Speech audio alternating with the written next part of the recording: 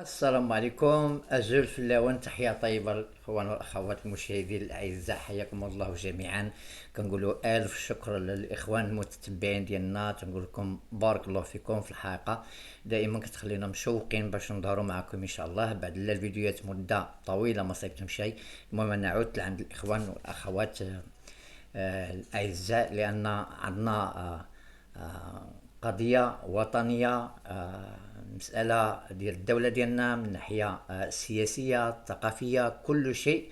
وانتم كتعرفوا الحاسود أو الحساد ديال المملكة الشريفة اللي هو الأنظمة الإقطاعية اللي هي الشيوعية اللي مثل النظام ديال شنقريحة وتبون. وكنطرح أسئلة على المشاهدين الأعزاء هنا: واش لو كان المغرب اخترق الجزائر وحاول يدير عملاء، واش يلقى احسن من هاد الجوج ديال الناس شنقريحه وتبون والبرلمان ديالها والصحافه ديالها والولاد ديالها، يعني كلهم هاد الناس جبدوا العدوانيه تجاه المغرب. لكن هاد العدوانيه ما دارت للمغرب ولا شيء، بالعكس زادت قوه مقابل زادت ضعف الاخوان ديالنا الجزائريين.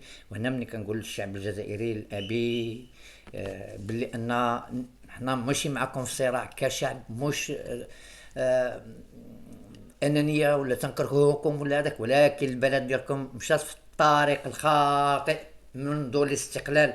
حتى كلمة الشهداء والزعماء وحنا الجزائر وحنا دول متحررة وتنحروا، فهذيك أيديولوجية اللي حقيقة كتأدي الى طريق العبوديه اللي خلات الشعب حتى هو مرض بهذا المرض اللي في الحقيقه تجمع الاطباء ديال الكون جميعا وما يقدروش يعالجوا هذه الايديولوجيه اللي مشات للشعب الجزائري. وحنا كنشوفوا النتائج ديالو كما شفنا فرقه ديال كره اليد الجزائريه اللي مشات باش تشارك في احد التظاهرات الدوليه العفو في المانيا. في الحقيقه فروا جميعا الفرقة على قدها. اذا هذه الجزائر اذا كانت الدولة هذاك لماذا يفرون منها؟ اذا الاخوان والاخوات شاركوا معنا في القناة وبارطاجيو معنا ان شاء الله. اخوان واخوات حياكم الله، تحية لكم.